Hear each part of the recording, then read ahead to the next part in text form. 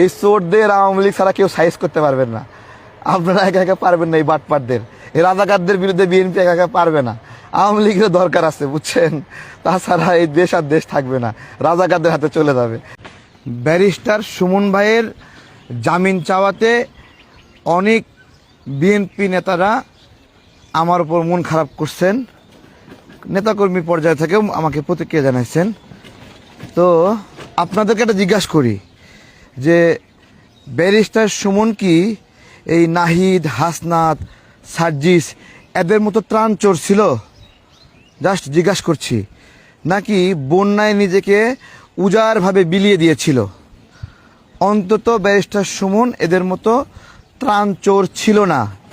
আমি তো নোয়াখালী, ফেনী, কুমিল্লা, লক্ষ্মীপুরের মানুষকে ওদেরকে ধরতে বলছিলাম যে 100 কোটি টাকা বিদেশি অনুদান পাইছে এবং ত্রাণের তো ওই যে বস্তা বস্তা টাকা সেটা তো ছিলই, সরকারি কর্মকর্তারা 2 দিনের বেতন দিছে।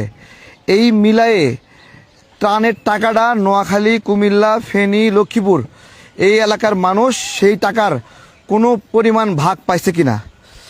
ডক্টর ইউনূস এই বাংলাদেশে বহুত বড় ব্যবসা করছে, মানুষের, গরিব মানুষের টাকা দিয়া, গরিব মানুষের টাকা মাইরা মাইরা বহুত বড় ব্যবসা করছে।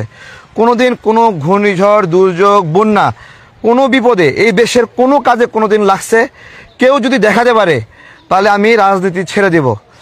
আজকে কথা বলছি, এই ত্রাণচোররা একের পর এক বিনা ভোটে নির্বাচিত হওয়ার জন্য বিভিন্ন ধরনের ষড়যন্ত্র করছে এবং ডক্টর ইউনূসের ক্ষমতা ব্যবহার করছে, আদালতের ক্ষমতা ব্যবহার করছে, যেইভাবে ইচ্ছা সেইভাবে রায় বের করছে। দেখুন, জামাতি ব্যারিস্টার বিরিখোর শাহরিয়ার বলছিল যে তার 5টা জামাতের প্রার্থী যারা বিদেশি নাগরিকত্ব গ্রহণ করেছিল তারা বৈধ প্রার্থী হিসেবে মনোনীত হয়েছে। এই যে রাস্তা দেখছেন না, এইখানে নাহিদ ইসলামের একটা মিডিয়া হাউস আছে, 27 জন চাকরি করে। 27 জনকে কত টাকা বেতন দেয়? 27 জন সাংবাদিককে নাহিদ ইসলাম।